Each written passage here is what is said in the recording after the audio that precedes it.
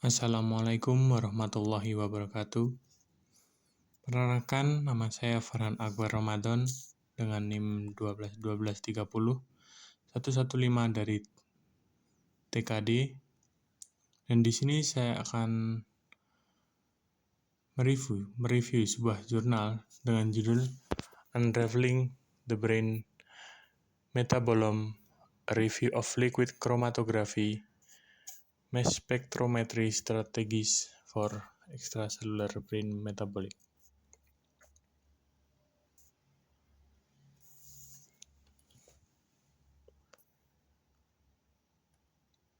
Dan daftar isi dari jurnal yang telah saya review adalah: pertama, berisikan abstrak; yang kedua, berisikan pengenalan atau introduction; yang kedua adalah in vivo sampling methods; dan yang keempat adalah targeted analysis of extracellular brain metabolites; dan yang kelima adalah methods for chiral targeted analysis of extracellular brain metabolites; dan yang keenam adalah methods for chiral targeted analysis of extracellular brain metabolites;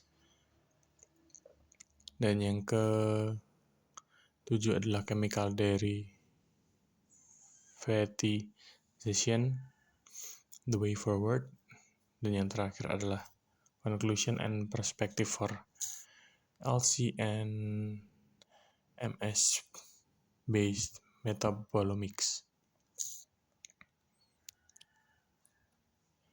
Dan yang pertama adalah abstrak. Jadi, jurnal ini membahas soal pentingnya analisis metabolom ekstraseluler otak dalam berbagai bidang ilmu syaraf.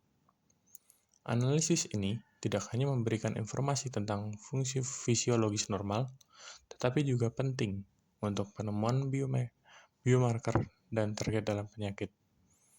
Metode-metode seperti mikrodialisis, mikroperfusi, aliran terbuka cerebral, dan mikroekstrasi fase padat digunakan untuk mendapatkan sampel in vivo. Kromatografi cair atau liquid kromatografi yang dipasangkan dengan spektrometri massa membuktikan kegunaannya dalam metabolom otak. Berbagai strategi dan teknik telah diusulkan, termasuk miniaturisasi untuk sensitivitas yang lebih tinggi. Pengembangan metabolomir chiral juga penting untuk memahami rasio enantiomerik senyawa.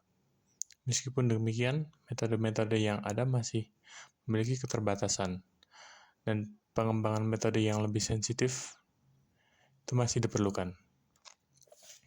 Review ini memberikan gambaran tentang metode-metode yang dikembangkan untuk pengambilan sampel dan analisis kromatografi cair dan spektrometri massa metabolom ekstraseluler. Dan pengenalan atau introduction. Yang pertama adalah adanya berbagai strategi dalam bidang omik, metabolomika, proteomika, transkriptomika, dan genomika, dengan fokus pada metabolomika. Metabolomika adalah subdivisi dalam bidang biologi sistem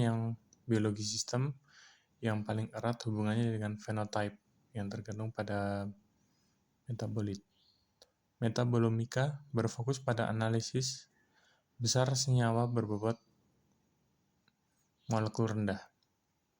Terdapat dua strategi utama dalam metabolomika, yaitu yang dituju dan yang tidak dituju, atau target dan untargeted.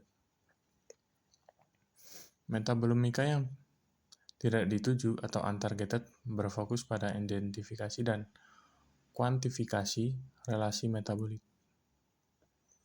dalam sampel biologis.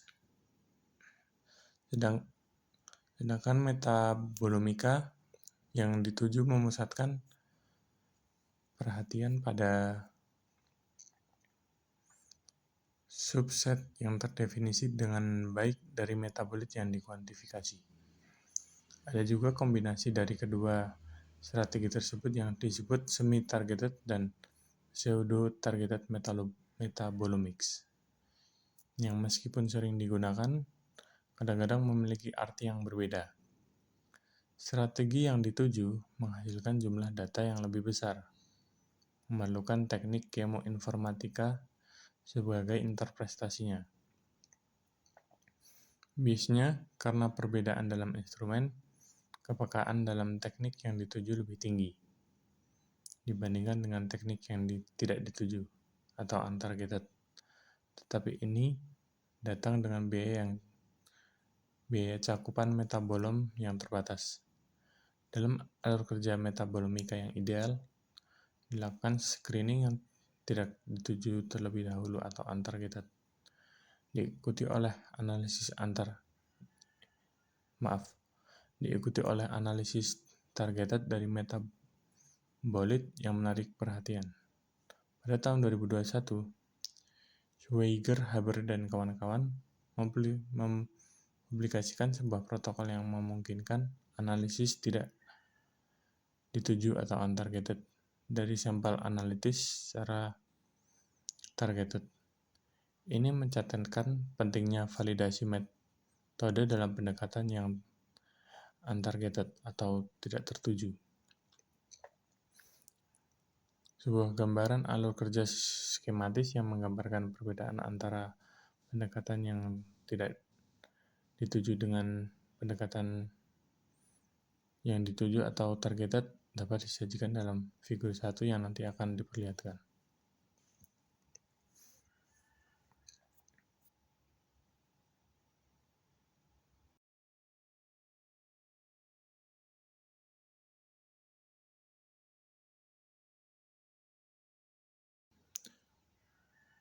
Dan yang kedua adalah keberhasilan sebuah eksperimen metabolomika tergantung pada beberapa faktor, termasuk teknik analitis yang dipilih.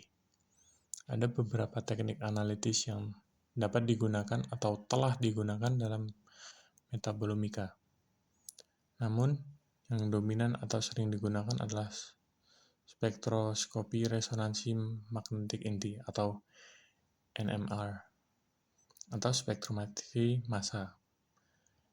NMR ideal untuk identifikasi dalam teknik yang tidak dituju atau untargeted. Meskipun sensitivitasnya lebih rendah dibandingkan MS, teknik yang dituju biasanya bergantung pada spektrometri massa tandem. Dengan spektrometri massa kuadrupol ganda, sementara metode yang tidak dituju dilakukan menggunakan spektrometri massa resolusi tinggi. Dengan spektrometer massa kuadrupol waktu terbang atau yang disingkat QTOF atau Orbitrap. Hal ini tergantung pada sifat fisika kimia senyawa yang diminati. Pemisahan sebelum deteksi massa spektrometri dapat dilakukan menggunakan kromatografi cair, kromatografi gas, atau elektroforesis kapiler. Metode mobilitas ion MS menyediakan pemisahan ion dalam fase gas dan dapat memisahkan isomer. Oleh karena itu, penerapan MS mobilitas ion tidak hanya dapat memberikan manfaat dalam pemisahan chiral dalam metabolomika, tetapi juga dapat bermanfaat untuk pemisahan spesies lipid, isomerik, dan isobarik. Dalam LC, kromatografi cair interaksi hidrofilik adalah strategi yang sedang berkembang. Dan ini adalah subtipe kromatografi cair fase normal, di mana fase diam polar dikombinasikan dengan fase gerak kromatografi cair fase terbalik, yang mengandung kandungan modifikasi organik yang tinggi, dan namun terdapat salah satu keterbatasan utama dari kromatografi cair interaksi hidrofilik atau HILIC adalah bahwa sampel berair seperti mikrodialisis tidak dapat diinjeksikan langsung dan pertama-tama perlu dilakukan pengenceran dengan modifikasi organik seperti asetonitril. Pencairan sampel dapat memiliki implikasi besar untuk senyawa yang terkonsentrasi rendah, dan oleh karena itu perlu dihindari dalam beberapa kasus. Ini adalah alasan mengapa RPLC tetap menjadi pendekatan dominan untuk sebagian besar analisis. Namun, strategi khusus seperti derivatisasi sampel, pasangan ion, tipe kolom khusus, atau pertukaran kation seringkali diperlukan. Selain itu, dalam kromatografi 2 dimensi, kombinasi teknik dapat diterapkan. Namun demikian, kombinasi HILIC dan RPLC dalam sistem 2 dimensi, menurut pengetahuan saya, belum pernah dilakukan dalam metabolomika otak ekstraseluler. Aspek penting yang harus dipertimbangkan di sini adalah tidak kompatibilitas fase gerak untuk kedua teknologi LC.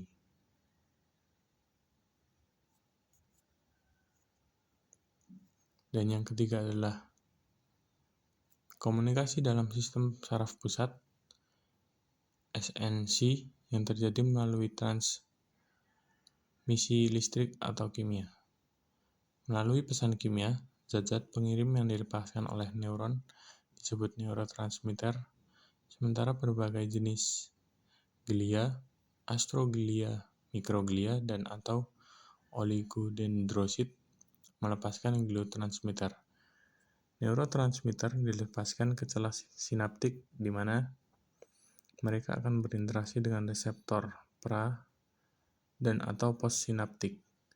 Tetapi mereka juga dapat dilepaskan ekstrasinaptik di mana neuromodulator ini biasanya akan memiliki efek yang lebih lambat bersama-sama dengan kompartemen pra dan postsinaptik, astroglia dan mikroglia. Melengkapi sinapsis quadripartit. Dalam jenis sinapsis ini, aktivitas sinaptik ini dapat dipengaruhi oleh sel glia melalui pelepasan gliotransmitter. Selain pelepasan gliotransmitter, astroglia menunjukkan berbagai fungsi. Mereka terlibat dalam koneksi neurovaskular dan dalam pengambilan kembali metabolit ekstraseluler melalui transportasi, dan mereka melakukan sitokin. Dan mereka melepas sitokin. Selain neurotransmitter dan gliotransmitter, metabolit otak lainnya seperti metabolit energi juga penting dalam fungsi otak. Dalam metabolomika otak, berbagai molekul yang ada saat ini sedang diselidiki, termasuk molekul yang terlibat dalam sinyal sel, neuromessenger, dan dalam proses biologis, metabolit energi, komponen membran sel, dan lain-lain. Semua komponen ekstraseluler berbobot molekul rendah ini disebut sebagai metabolit otak. Dalam makalah tinjauan ini dan analisis dari kelompok-kelompok yang berbeda dibahas secara rinci. Kemudian dalam makalah ini, untuk beberapa penyakit neurologis, biomarker awal masih kurang. Mekanisme patofisiologis lengkap belum diketahui dan tidak ada strategi pengobatan yang optimal. Metabolomika otak dengan fokus pada metabolit otak dalam kondisi fisiologi dan patofisiologis.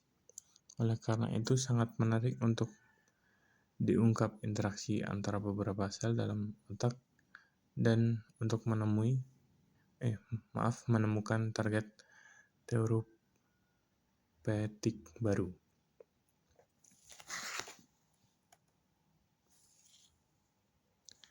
Dan yang terakhir adalah tantangan dalam menganalisis otak, terutama karena keterbatasan aksesibilitas.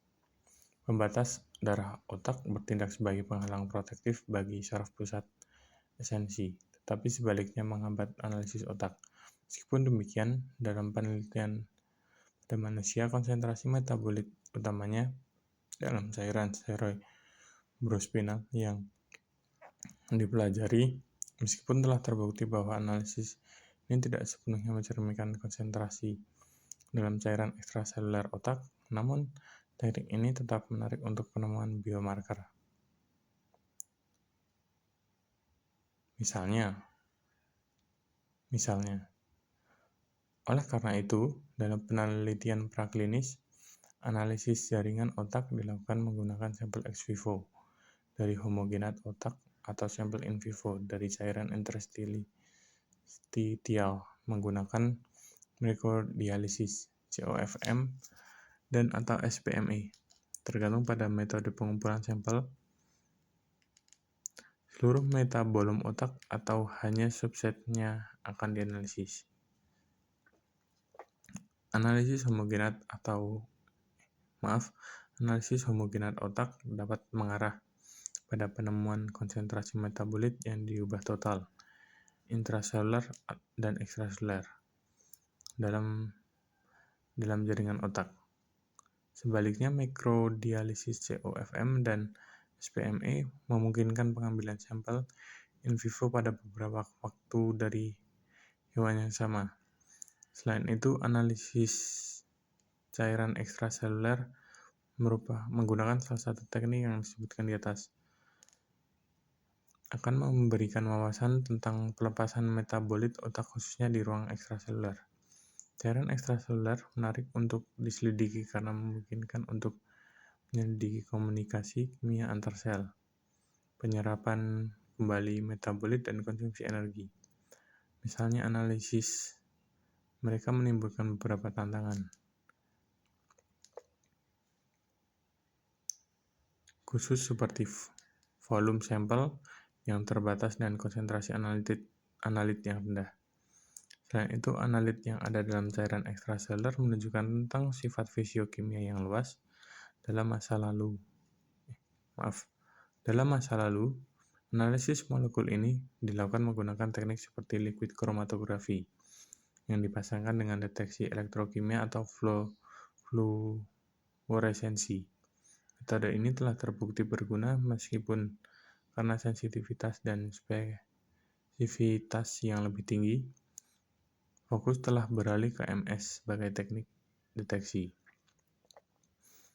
Kombinasi LC dengan MS tandem memungkinkan untuk membedakan antara senyawa berdasarkan waktu retensi, massa molekul, dan pola fragmentasi, menawarkan keuntungan memantau sejumlah besar molekul secara bersamaan menggunakan monitoring reaksi terpilih atau SRM.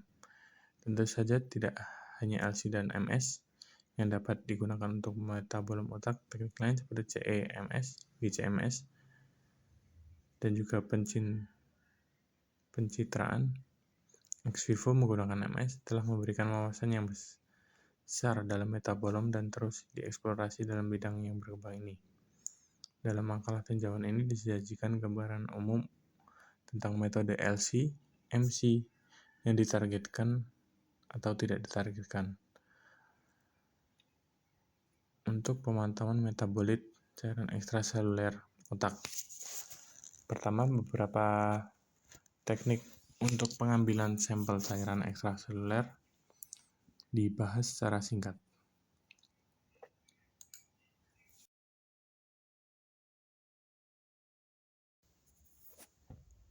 Dan yang kedua adalah in vivo sampling method, bahwa mikrodialisis COFM, SPME bergantung pada implantasi stereotaktik probe atau kanula panduan secara langsung ke wilayah yang diminati dalam otak, atau setelah pemulihan dari hewan yang bergerak.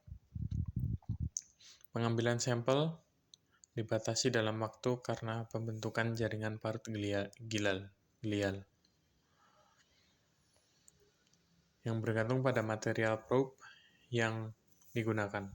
Ketiga teknik tersebut memiliki resolusi spasial dan temporal yang serupa. Resolusi temporal secara langsung berkaitan dengan sensitivitas dan volume sampel minimal yang diperlukan. Untuk teknik analisis selanjutnya, gambaran skematis dari teknik-teknik yang berbeda dan karakteristik utama mereka akan disajikan dalam Fig 2. Pada paragraf berikutnya disajikan gambaran teknis singkat dari teknik-teknik yang berbeda yang menyoroti fitur atau keutamaan dari masing-masing teknik. Untuk diskusi teknis lengkap teknik-teknik ini, pembaca disarankan untuk merujuk ke sumber yang telah disebutkan. Dan itu beberapa contoh aplikasi dari teknik-teknik ini dalam metabolom otak juga disajikan. Seperti A. Seperti yang pertama adalah mikrodialisis. Mikrodialisis telah diterima secara luas sebagai standar emas untuk pengambilan sampel langsung dari ruang interstisial otak. Teknik mikrodialisis melibatkan probe dengan membran semi-permeabel yang memungkinkan difusi senyawa.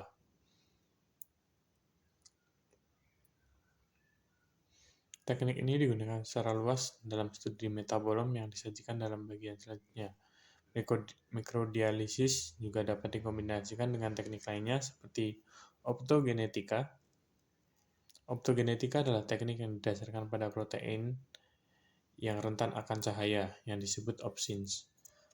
Aktivasi protein ini terjadi melalui sumber cahaya yang didapat dari implan. Setelah diaktifkan, sinyal intraseluler akan diinisiasi, memungkinkan modulasi selektif terhadap jenis sel yang diminati dengan resolusi spasial temporal tinggi. Laser optogenetik dapat disuntikan bersama dengan probe mikrodialisis atau lebih jauh dari probe mikrodialisis, misalnya dekat dengan badan sel.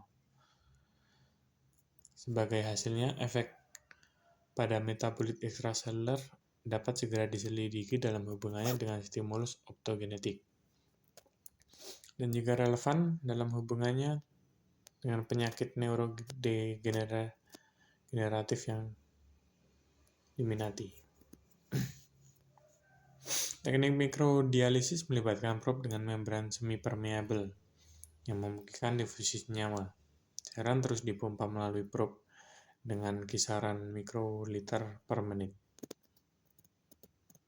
Cairan tersebut meniru komposisi cairan cerebrospinal yang memiliki kandungan garam yang relatif tinggi dan pH serta osmolaritas fisiologis. Komposisi aktual dari setiap larutan dapat berbeda-beda antara kelompok tiap penelitian.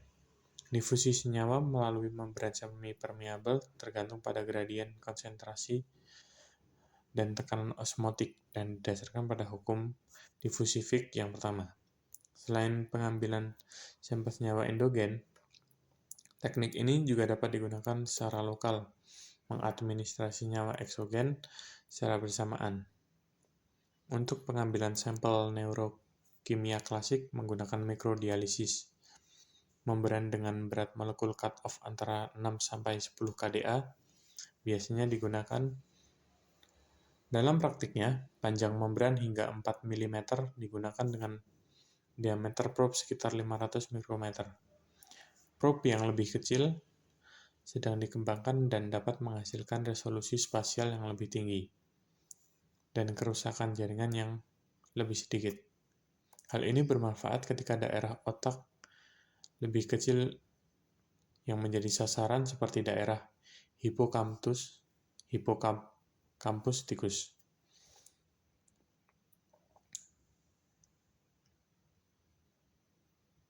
Setelah periode pemulihan 16-24 jam setelah pemasangan probe, sampel dapat diperoleh selama maksimum 72 jam karena penyumbatan membran. Analisis mikrodialisis ini dapat dilakukan secara offline atau online. Analisa online memungkinkan pemantauan kontinu tanpa pengumpulan fraksi konstan dan penyimpanan. Sementara itu, terdapat kebutuhan khusus untuk metode pemisahan cepat untuk memeriksa interval pendek. Analisis liquid chromatografi dan mass spektrometri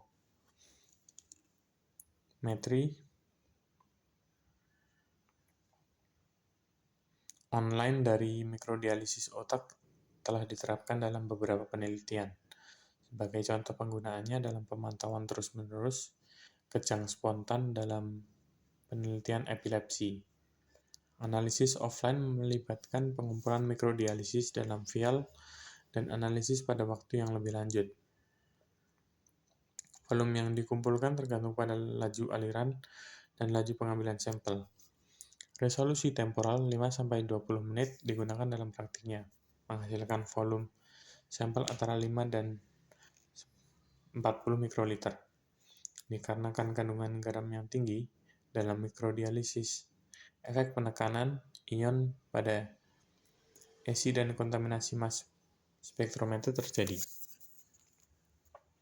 Dan yang kedua adalah cerebral open flow microperfusion.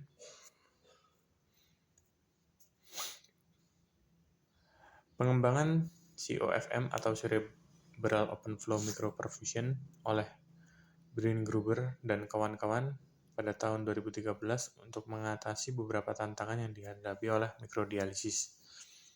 Teknik ini dan dimensinya mirip dengan mikrodialisis, tapi tidak ada membran semi-permeabel yang hadir. Sebaliknya, sebuah badan probe yang mengandung lubang-lubang makroskopis 100 mikrometer diimplan. Akibatnya pompa dorong dan tarik keduanya diperlukan. Dibandingkan dengan hanya satu pompa dorong dalam mikrodialisis klasik. Karena tidak adanya membran dan penggunaan material spesifik, fluorinated etilen propilen, ada lebih sedikit penyerapan keseluruhan senyawa atau lipofilik. Sebagai hasilnya, tingkat pemulihan molekul yang lebih tinggi diharapkan dibandingkan dengan mikrodialisis. Namun demikian, studi-studi yang membandingkan tingkat pemulihan in vivo dari kedua teknik tersebut menunjukkan hasil yang tidak konsisten. Tidak ada kesimpulan langsung yang dapat diambil dan lebih banyak studi yang membandingkan pemulihan in vivo dari teknik-teknik yang masih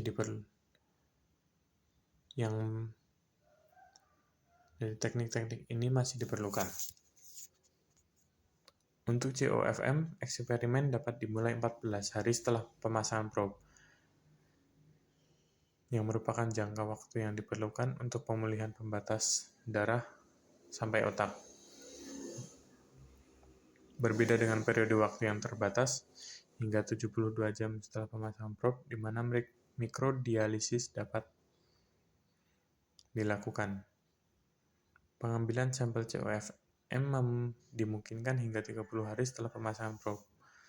Laju alir dan laju pengambilan sampel yang mirip dengan mikrodialisis, sehingga volume sampel yang mirip diperoleh. Berbeda dengan mikrodialisis, sampel COFM memerlukan pembersihan sampel sebelum analisis liquid chromatografi. Strategi pembersihan sampel dapat berupa filtrasi, meskipun volume sampel yang cukup itu diperlukan. yang oleh karena itu memiliki pengaruh negatif pada resolusi temporal. Sampai saat ini COFM belum digunakan sebagai teknik pengambilan sampel untuk eksperimen metabolom otak menggunakan liquid chromatografi dan mass spectrometry. Teknik pengambilan sampel dorong tarik lainnya telah dijelaskan seperti probe, pengambilan sampel dorong tarik yang difabrikasi secara mikro. Dalam suatu studi, cairan otak ekstraseluler dari korteks prefrontal monyet rhesus ditarik dalam rentang NL atau min, dan ACSF disampaikan sebagai kompensasi untuk cairan yang diambil.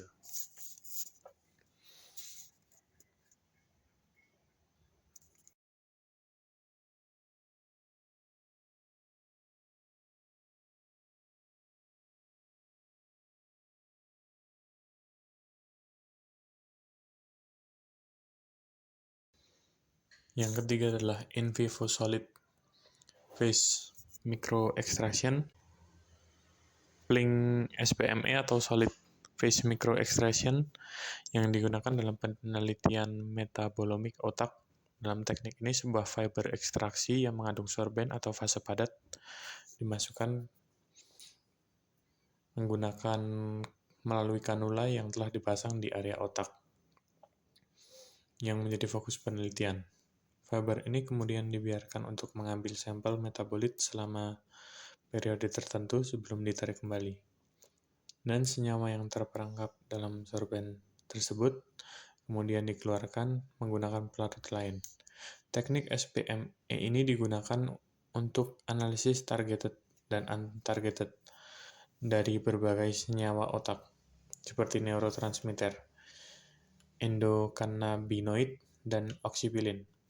Namun, resolusi temporal dari teknik ini tergantung pada waktu keseimbangan fiber SPME, yang umumnya lebih rendah dibandingkan teknik mikrodialisis dan COFM. Waktu equilibration atau kesetimbangan biasanya ditentukan in vitro, tetapi pada periode equilibration lebih singkat dalam matriks yang kompleks atau in vivo dibandingkan dengan matriks in vitro yang disederhanakan karena adanya pengikatan oleh komponen jaringan. Penulis juga mencatat bahwa sensitivitas dari teknik analisis yang digunakan setelah sampling sama pentingnya dengan teknik sampling itu sendiri. Karena metabolit dalam cairan ekstraseluler otak memiliki konsentrasi rendah. Oleh karena itu, perkembangan dari teknik sampling hanya merupakan awal dan harus dipertimbangkan bersamaan dengan perkembangan dalam teknik analisis yang digunakan. Dan bab ketiga adalah untargeted analysis of extracellular brain metabolism. Metode analisis metabolom otak di luar sel secara untargeted menggunakan liquid chromatografi dan mass spectrometry Jadi metode ini memungkinkan untuk mengidentifikasi jumlah besar senyawa metabolit secara bersamaan tanpa membatasi pada senyawa-senyawa tertentu yang ditargetkan. Metode untargeted ini penting karena dapat mengungkapkan senyawa-senyawa yang tidak diketahui sebelumnya dan memberikan wawasan yang lebih luas tentang proses biologis yang terjadi di dalam otak. Beberapa studi menunjukkan variasi dalam teknik dan pendekatan yang digunakan. Misalnya penggunaan kombinasi teknik mikrodialisis dan solid phase microextraction untuk mencakup rentang metabolom yang lebih luas.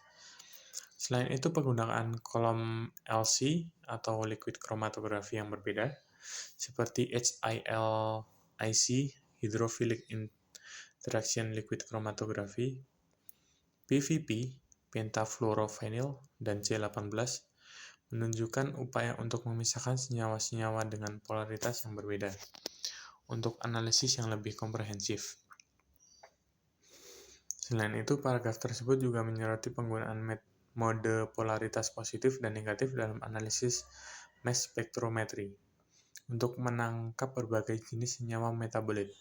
Penggunaan teknik lanjutan seperti ion pairing RPLC dan penggunaan algoritma kimiawi komputerisasi menunjukkan kompleksitas analisis data yang diperlukan dalam untargeted metabolomics.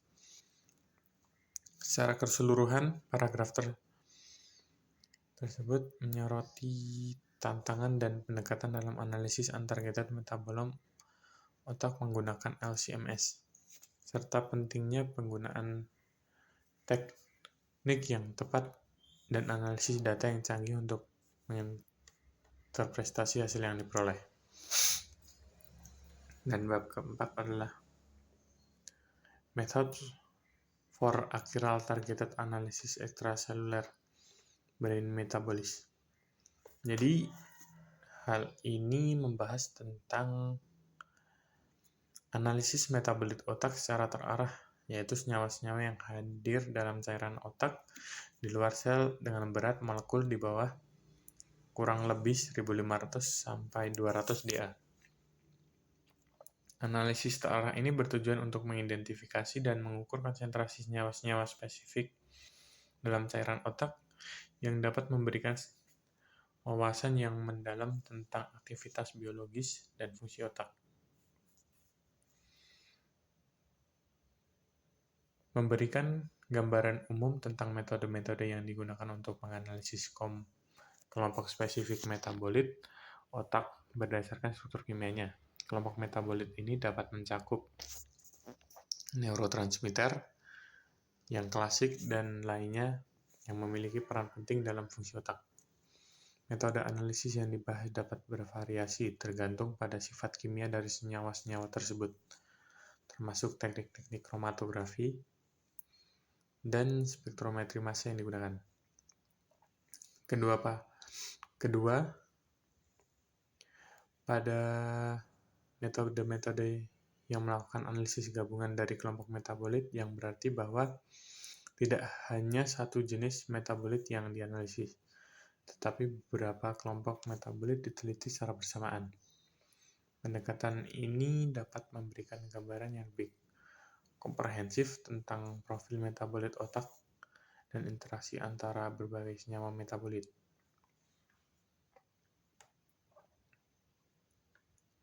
Secara keseluruhan, pentingnya analisis terarah dalam memahami metabolisme otak serta berbagai metode yang digunakan untuk menganalisis berbagai kelompok metabolit secara spesifik atau bersamaan itu penting.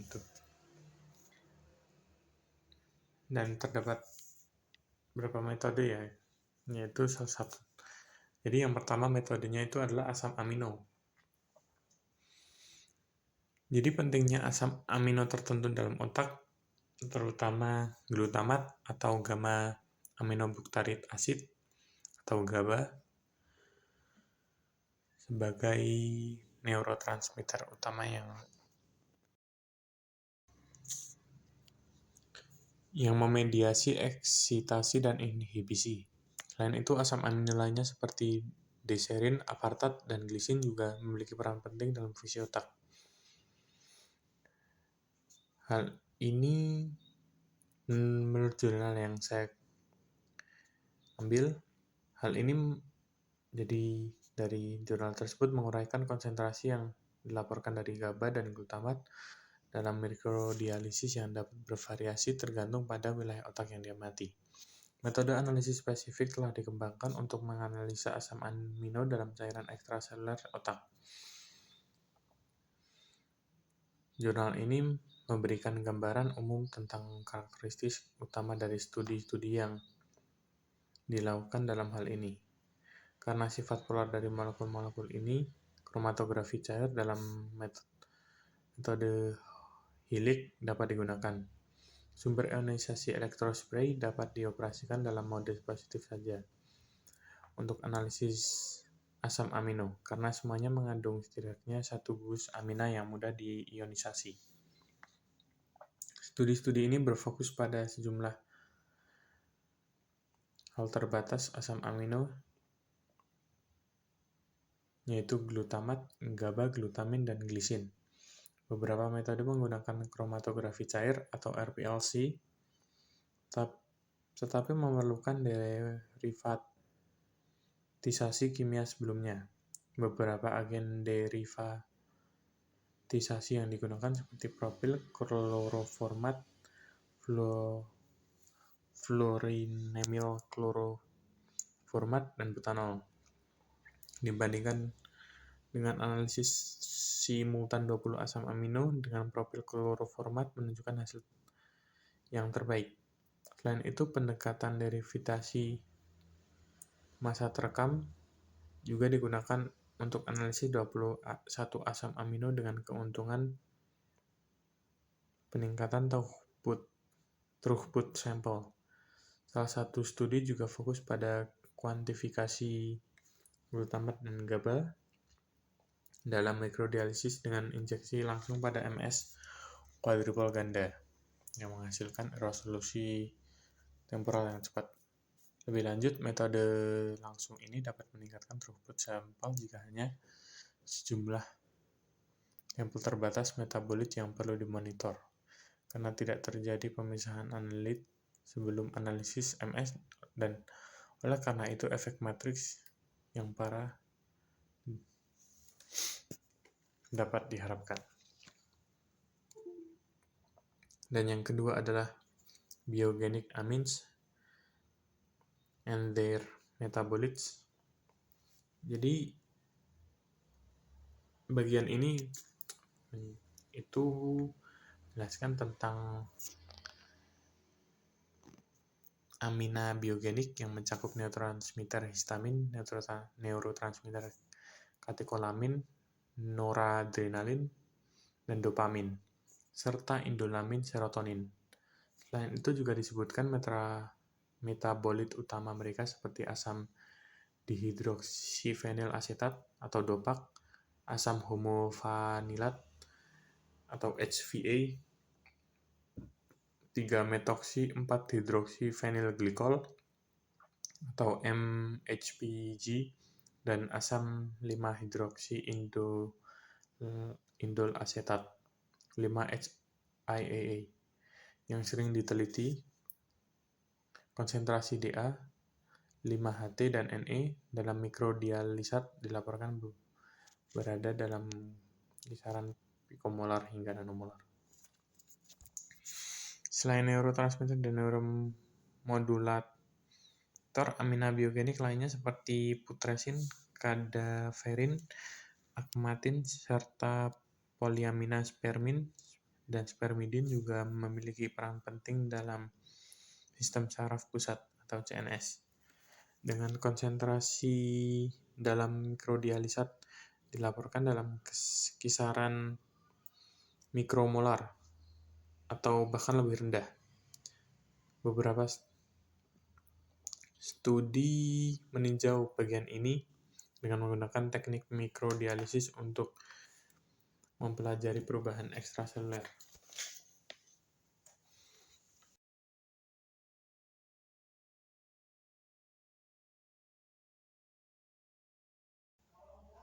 Dan yang ketiga adalah pureness and their derivatives.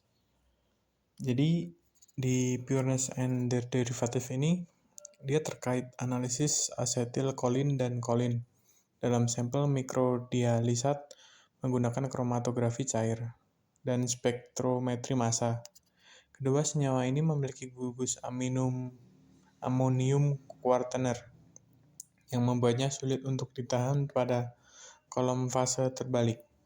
Meskipun bisa diukur secara langsung dalam mode ionisasi positif atau ESI, penelitian pertama tentang analisis asetilkolin dan kolin menggunakan liquid kromatografi dan mass spectrometry dilakukan pada tahun 2000 dengan kromatografi pasangan ion.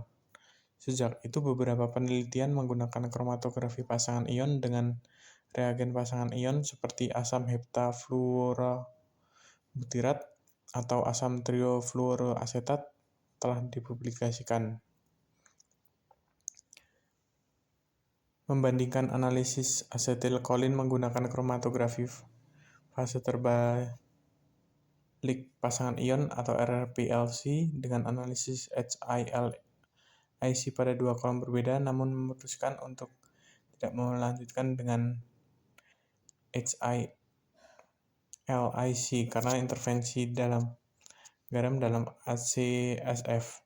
Meski demikian, kelompok lain berhasil menggunakan HILIC untuk mengukur asetilkolin dan kolin dalam mikrodialisat. Metode lain seperti kromatografi pertukaran atau kation juga telah terbukti bermanfaat dengan fase diam yang terikat asam sulfonat.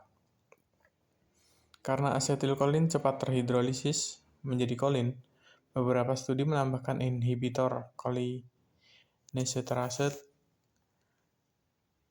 seperti neostigmin untuk mencegah perubahan fisiologis selama mikrodialisis. Namun, untuk menghindari perubahan fisiologis ini, lebih baik menghindari penggunaan inhibitor cholinesterase selama perfusi. Dan beberapa penelitian telah berhasil tanpa penggunaannya.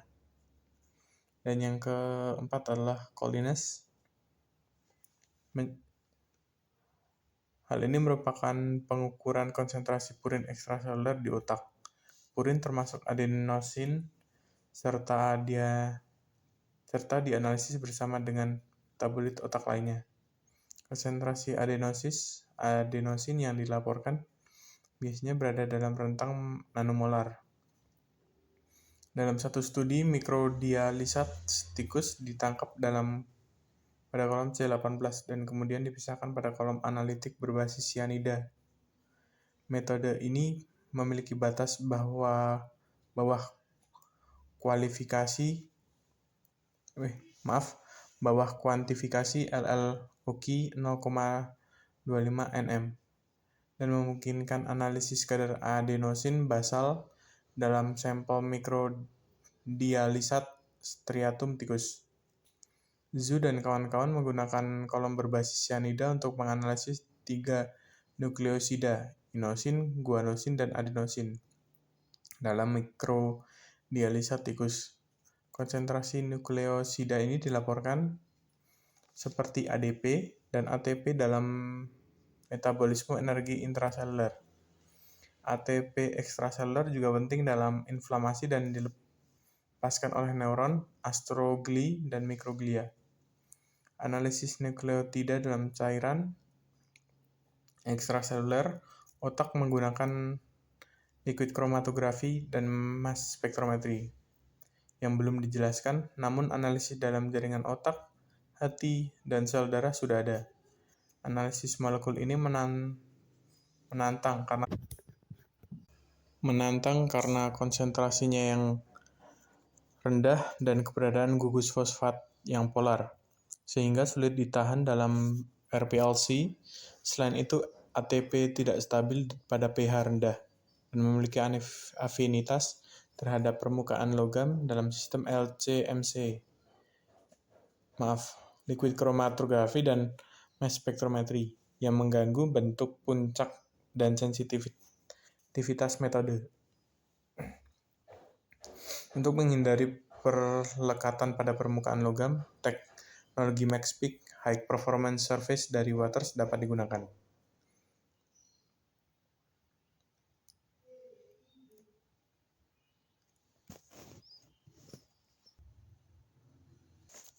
Dan yang berikutnya adalah oxylipins. Oxylipins merupakan jenis isosanoids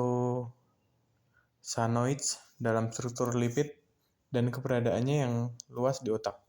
Oxylipins ini berasal dari asam lemak karena sifatnya yang nonpolar. Analisis langsung dalam kromatografi cair fase terbalik yang memungkinkan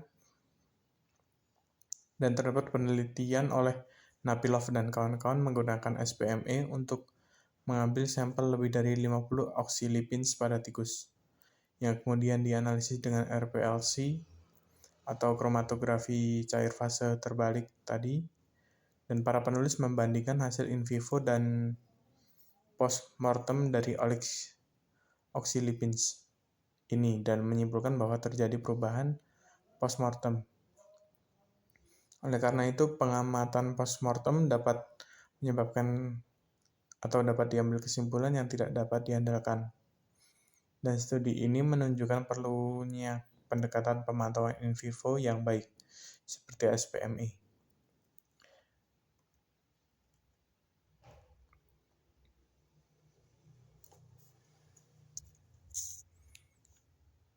Dan yang berikutnya adalah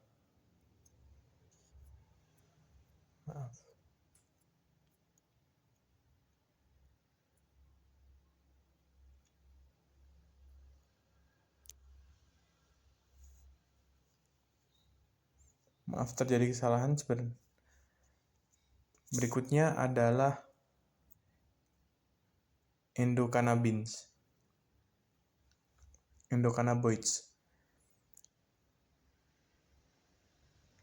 Terdapat 2 endocannabinoid utama, yaitu anandamida atau AEA dan 2 arachidonyl glycerol atau 2-AG. Endocannabinoid ini mempertahankan struktur lipidnya dan umumnya diketahui ada di konsentrasi di bawah 10 nano-m dalam sampel mikrodialisis. Para peneliti seperti Buczynski dan Parsons telah menyajikan ulasan tentang metode-metode untuk mengukur konsentrasi endokannabinoid ini dan konsentrasi endogen mereka di dalam otak.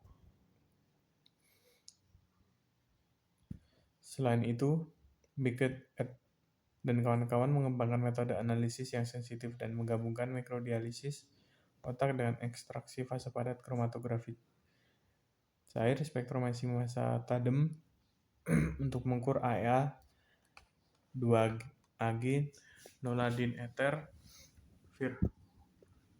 virhodamin, dan 2 analog AEA. Namun, noladin ether dan virhodamin tidak terdeteksi dalam mikrodialisat di bawah kondisi basal. Karena karakteristik lipofiliknya, analisis endokannabinoid dilakukan dalam mode RPLC atau Reverse Phase Liquid Chromatography. Dan yang berikutnya adalah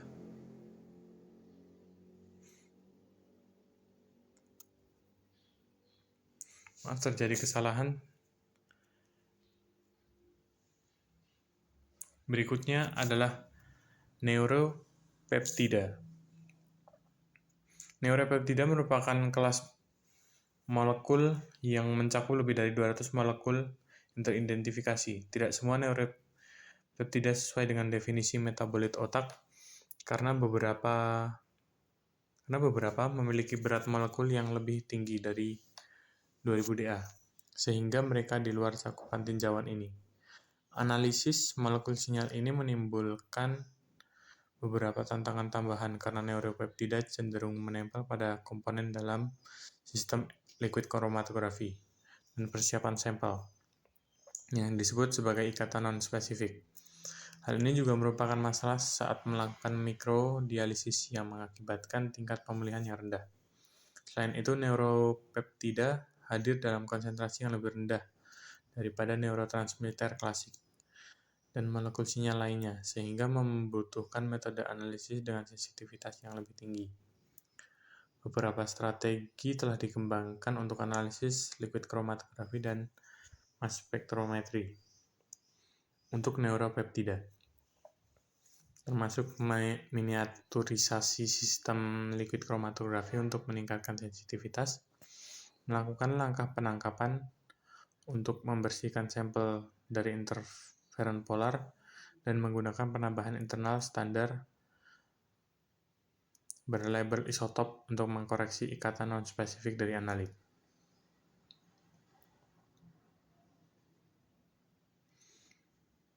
Dan yang terakhir adalah multi-group combination.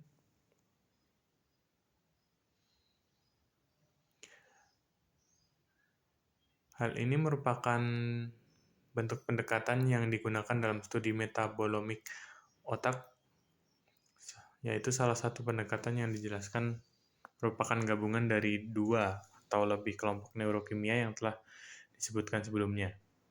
Hal ini memberikan keuntungan karena lebih banyak analit yang dapat diukur, sehingga lebih banyak informasi tentang jalur-jalur yang diperoleh. Namun ini juga mempersulit pemisahan, terutama ketika senyawa dengan sifat fisika kimia yang berbeda menjadi objek penelitian. Beberapa pendekatan yang dibahas termasuk penggunaan HILIC atau Hydrophilic Interaction Liquid Chromatography, kolom fase terbalik yang disesuaikan untuk pemisahan zat-zat atau mildly polar, dan kolom penukar ion. Penggunaan reagen derivatisasi juga dibahas untuk beberapa molekul yang diminati, termasuk asam amino dan neurotransmitter monoaminergik. Studi yang disebutkan juga melibatkan analisis secara langsung menggunakan mass spectrometry tanpa pemisahan sebelumnya, serta penggunaan probe sampel berbasis mikrofluida untuk pengambilan sampel. Beberapa studi menggunakan mode ionisasi atau electrospray ionization positif, sementara yang lain mungkin memerlukan mode ionisasi negatif tergantung pada sifat kimia molekul yang dianalisis. Dan yang nomor 5 yaitu methods for chiral targeted analysis of extracellular brain metabolites, yaitu peran kiralitas dalam sistem biologis dan implikasinya dalam studi metabolomik. Kiralitas adalah sifat intrinsik dari biomolekul seperti asam amino dan gula, di mana molekul tersebut dapat hadir dalam 2 bentuk enantiomer yang saling berbeda secara cermin, yaitu L atau levorotatory dan D dextrorotatory.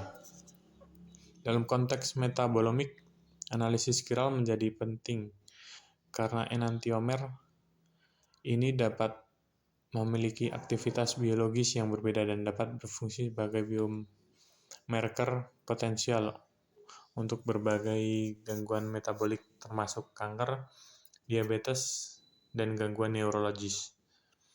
Kutipan tersebut juga menyebutkan beberapa D-asam amino yang paling sering dipelajari, seperti D-aspartat, D-serin, yang terkait dengan penyakit Alzheimer dan depresi.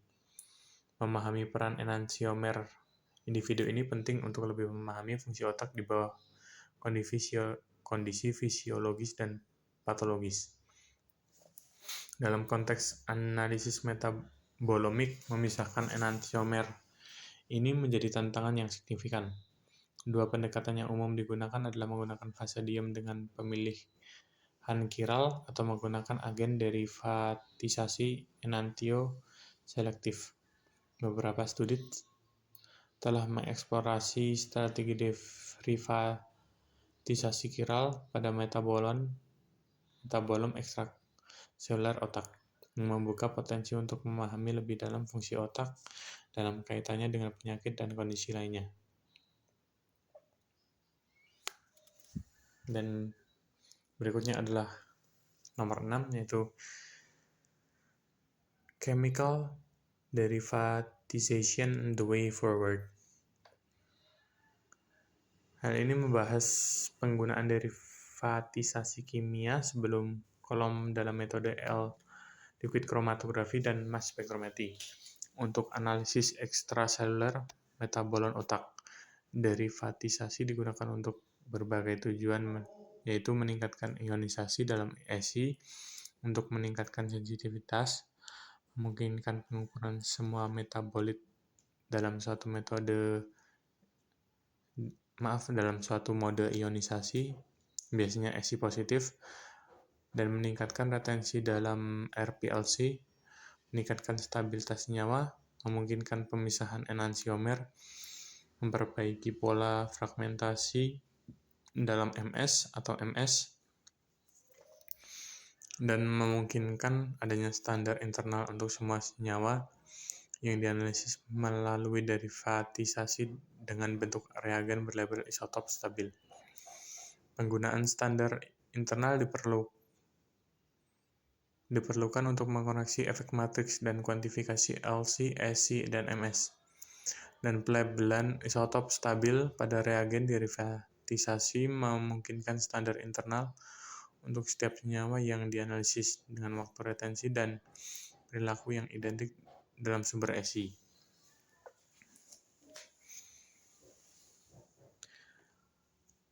Meskipun derivatisasi memberikan beberapa keuntungan, ada juga beberapa keterbatasan.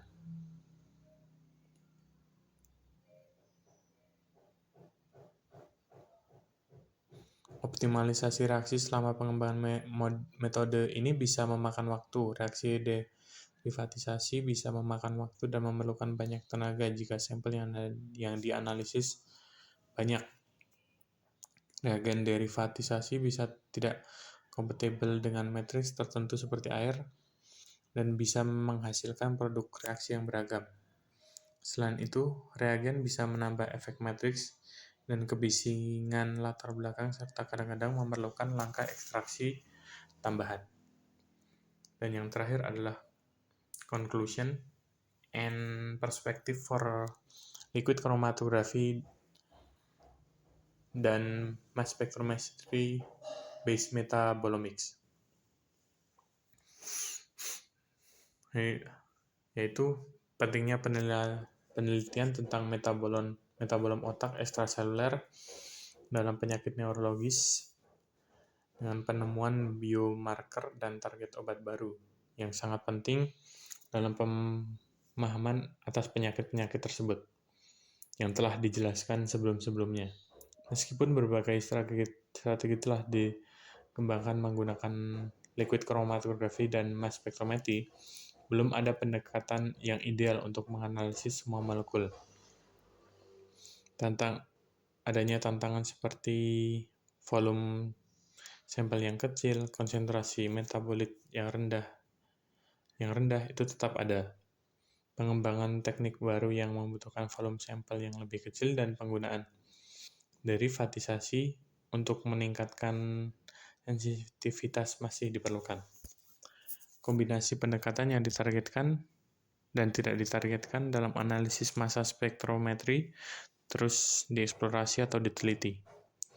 Penggunaan model otak on a chip juga diharapkan membuka peluang baru untuk memahami fisiologi dan patofisiologi otak manusia di masa depan. Dan sekian penjelasan dari saya. Dan apabila ada kesalahan saya mohon maaf.